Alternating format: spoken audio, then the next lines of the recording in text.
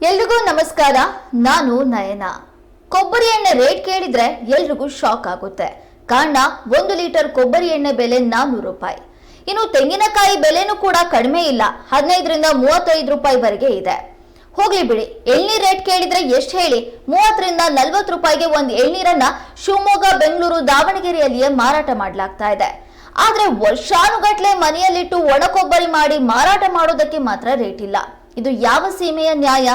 ಕಳೆದ 1 ವರ್ಷದಿಂದಲೂ ಕೊಬ್ಬರಿ ಬೆಲೆ ಕುಸಿತವಾಗ್ತಾನೆ ಇದೆ. ಇದ್ರ ಬಗ್ಗೆ ಜನಪ್ರತಿನಿಧಿಗಳು ತಲೆ ಕೆಡಿಸ್ಕೊಳ್ತಾ ಇಲ್ಲ. ಇನ್ನು ರಾಜ್ಯ ಸರ್ಕಾರ ಕೇಂದ್ರ ಸರ್ಕಾರದ ಮೇಲೆ ಹೇಳುತ್ತೆ, ಕೇಂದ್ರ ಸರ್ಕಾರ ರಾಜ್ಯ ಸರ್ಕಾರದ ಮೇಲೆ ಹೇಳುತ್ತೆ. ಹಾಗಾದ್ರೆ ತೆಂಗು ಬೆಳೆಗಾರರ ಸಂಕಷ್ಟಕ್ಕೆ ಸ್ಪಂದಿಸೋರು ಯಾರು? ಯಾಕೆ ಕೊಬ್ಬರಿ ರೇಟ್ ಜಾಸ್ತಿ ಆಗ್ತಾ ಇಲ್ಲ ಅನ್ನೋದರ ಕುರಿತು ಸಂಪೂರ್ಣ ಮಾಹಿತಿಯನ್ನು ಇವತ್ತು ನಾವು ನಿಮ್ಗೆ ಕೊಡ್ತೀವಿ.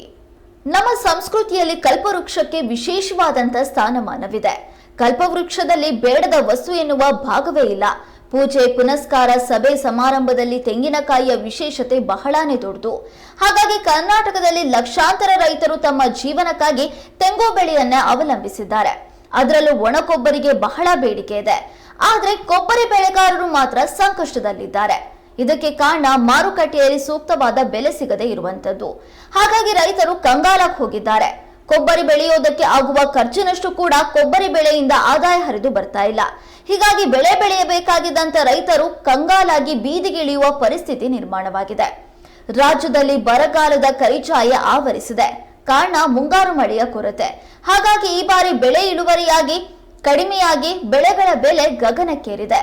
ಭತ್ತದ ಬೆಲೆ ಜಾಸ್ತಿ ಆಗಿದೆ, ಜೋಳದ ಬೆಲೆ ಜಾಸ್ತಿ ಆಗಿದೆ, ಹೀಗೆ ಬಹುತೇಕ ಎಲ್ಲಾ ಬೆಳೆಗಳ ಬೆಲೆ ಕೂಡ ಜಾಸ್ತಿ ಆಗಿದೆ. ಆದ್ರೆ ಇದರ ಮಧ್ಯೆ ಕರ್ನಾಟಕದ ಪ್ರಮುಖ ವಾಣಿಜ್ಯ ಬೆಳೆಯಾಗಿರುವ ಕೊಬ್ಬರಿಗೆ ಮಾತ್ರ ಬೆಲೆ ಏರಿಕೆ ಆಗ್ತಾನೆ ಇಲ್ಲ.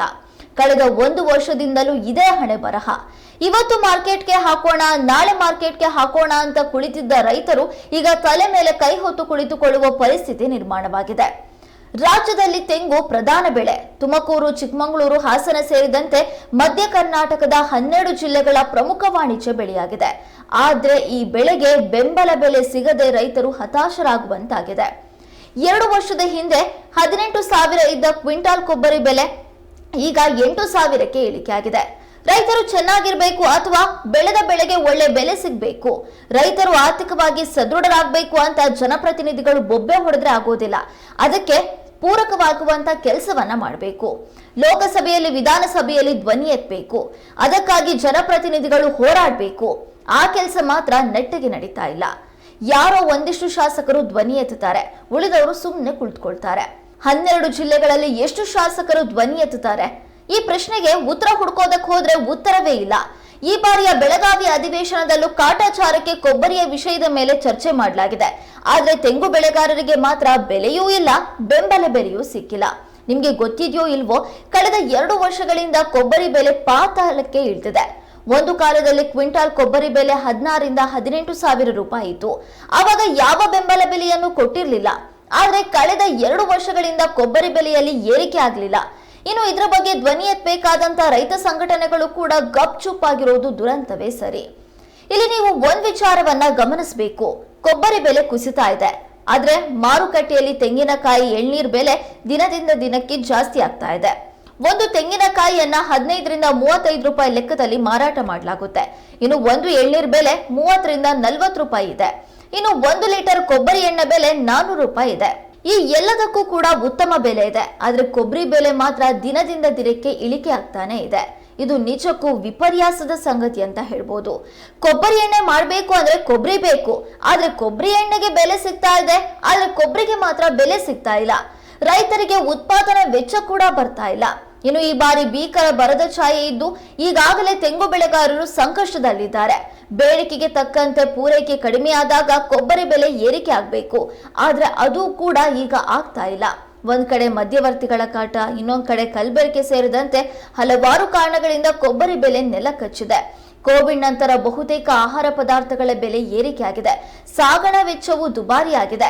ಎಲ್ಲವೂ ಜಾಸ್ತಿ ಆಗ್ತಾ ಇದ್ರು ಕೊಬ್ಬರಿ ಬೆಲೆ ಮಾತ್ರ 2 ವರ್ಷಗಳಿಂದ ಹಿಂದೆ ಏನ್ ರೇಟ್ ಇತ್ತು ಅದಕ್ಕೂ ಕಡಿಮೆ ಆಗ್ತಾನೆ ಇದೆ. ಕಾರಣ ಏನೇ ಇದ್ರೂ ಅಧಿಕಾರಕ್ಕೆ ಬರುವ ಮುನ್ನ ತನ್ನ ಪ್ರಣಾಳಿಕೆಯಲ್ಲಿ ಕೊಬ್ಬರಿಗೆ 15,000 ಬೆಂಬಲ ಬೆಲೆ ನೀಡೋದಾಗಿ ಹೇಳಿದ ಕಾಂಗ್ರೆಸ್ ಸರ್ಕಾರ ಈಗ ಈ ಬಗ್ಗೆ ಚಕಾರ ಎತ್ತುತ್ತಾ ಇಲ್ಲ. ಈ ಬಗ್ಗೆ ಯಾವ ರಾಜಕೀಯ ನಾಯಕರು ಕೂಡ ತಲೆ ಕೆಡಿಸ್ಕೊಳ್ತಾ ಇಲ್ಲ.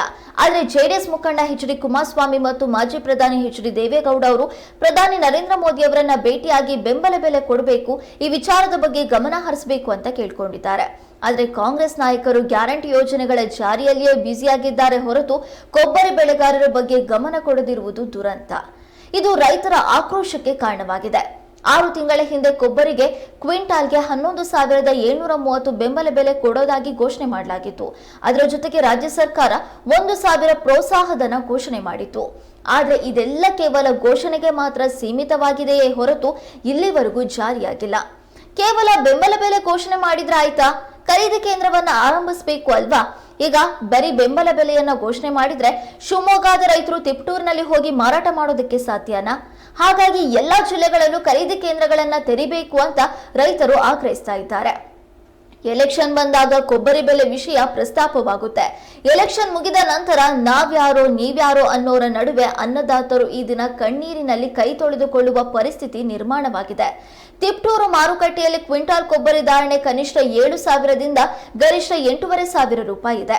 ಅರಸೀಕೆರೆ ಮಾರುಕಟ್ಟೆಯಲ್ಲಿ ಕೊಬ್ಬರಿ ಧಾರಣೆ ಕನಿಷ್ಠ 7,500ದಿಂದ 8,150 ರೂಪಾಯಿ ಇದೆ. ಒಂದ್ ಕಡೆ ಅಡಿಕೆ ಬೆಳೆಗಾರರು ನೆಮ್ಮದಿಯಿಂದ ಇದ್ದಾರೆ. ಕ್ವಿಂಟಾಲ್ ಅಡಿಕೆ ರೇಟು 45,000 ರೂಪಾಯಿ ದಾಟಿದೆ. ಆದ್ರೆ ಕೊಬ್ಬರಿ ಕ್ವಿಂಟಾಲ್ಗೆ 7,000 ರೂಪಾಯಿ ಇದೆ.